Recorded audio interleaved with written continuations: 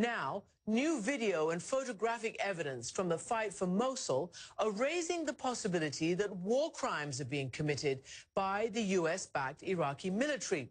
The report comes from Ali Arkady, a prize-winning Iraqi photojournalist who set out to tell a success story of elite Iraqi troops taking the lead in the fight against ISIS.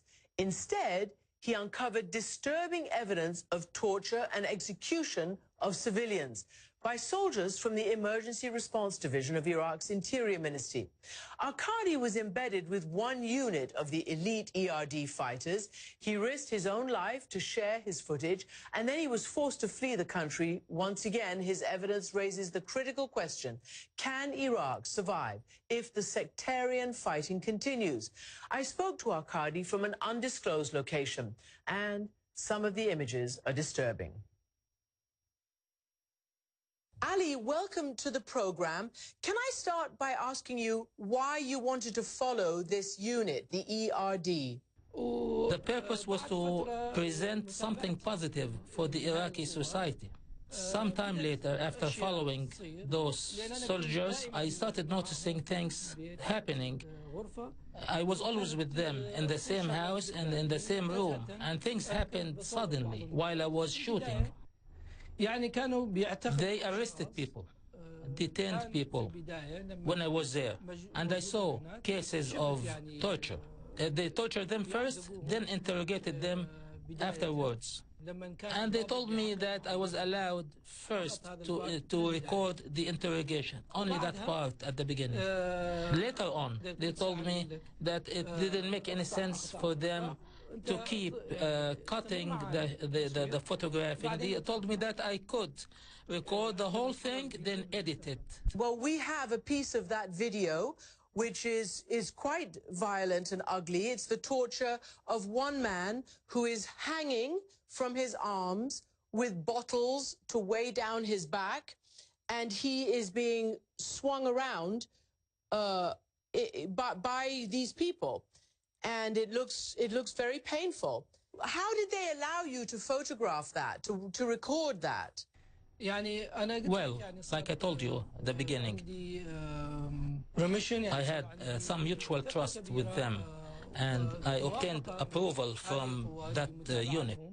Maybe they didn't know that I was eventually going to publish it. We see pictures in some of your video of two people who look like they have been executed.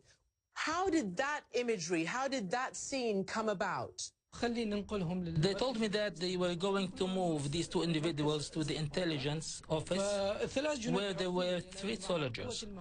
Those 3 soldiers happened to know me because they know about my work, and they allowed me to film. I started to film.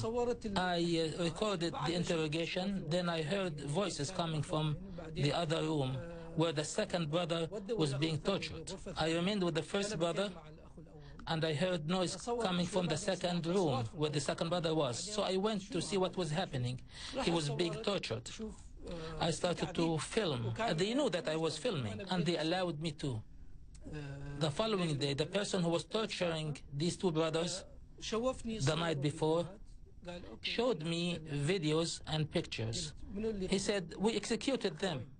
He just told me that he just executed the 2 brothers. I asked him why. He said they were Daesh, and we killed them, we buried them outside of the village. That's what I heard. I asked him if he could get me that video. He said, yes, I'm going to send it to you by WhatsApp. We have a picture of a man whose eyes are being gouged out, or at least fingers are going into his eyes. Did you shoot that picture? Yes, I shot this picture, and this is one of the 2 brothers. His name is Laith, and this was during his interrogation. One of the soldiers in the intelligence section, I believe it was also Abu al-Fadl, was interrogating him, and he stuck his fingers in his eye in that fashion during the interrogation. Ali, why did you publish this if they told you not to publish it? During 5 weeks, when I became aware of the torture, and it became stronger as time went by, I wanted to have those videos as evidence in the future.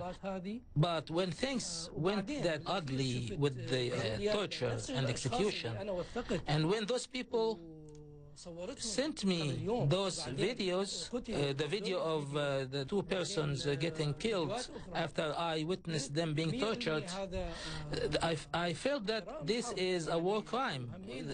I was witnessing war crimes, and especially inflicted on civilians, mostly civilians. And I decided to publish it, even though they told me not to publish it, but I felt that the matter was bigger than me and them. The Minister of Interior has said that they will conduct an investigation. But we have just spoken to a spokesman for the ERD who says that you are lying, that you are corrupt and a thief, and the whole video is a fabrication that you asked them to perform.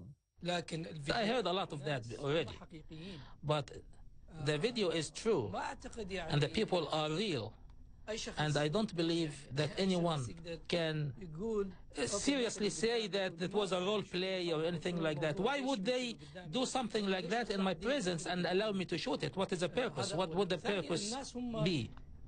I am asking that a real investigation be conducted and people who survive torture be questioned so they become witnesses. I am a journalist and I am stating that all my work is real. One of the soldiers who was in that unit, he admitted to me that what they were doing was very bad and it made them not different from Daesh. Ali Arkady, thank you very much for telling us this story. Thank you, thank you. A harrowing story indeed. The Iraqi Interior Ministry says that it's investigating the alleged abuses documented in Arkady's work. And Arkady says the unit twice forced him to join in the beatings.